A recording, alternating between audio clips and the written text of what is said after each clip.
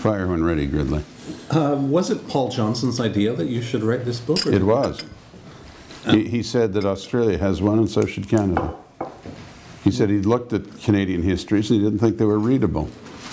And that this was a vacuum that should be filled. And so when I did it, I thought of him to write the foreword.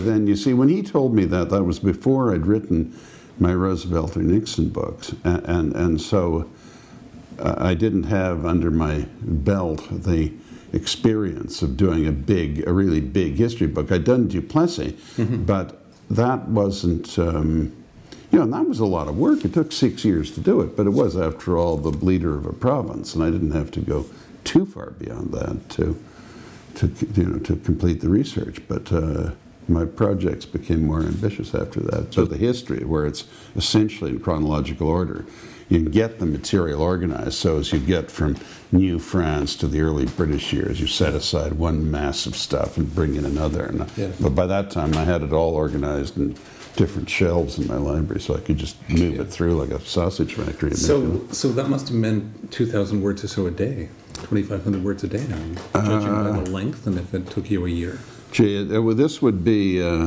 what, 375,000? I would have thought more 1,000 a day because I work almost every day on it. But and I didn't, it wasn't cut very much.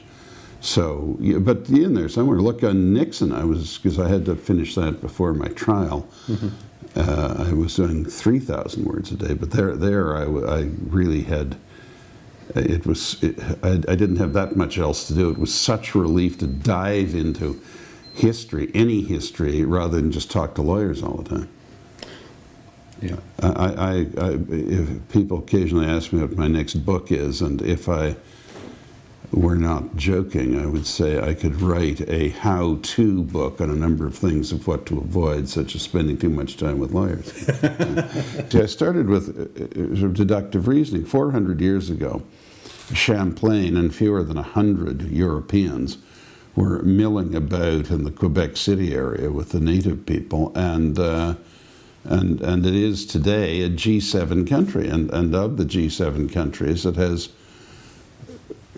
longer continuity of the same political institutions than any except the British and the Americans.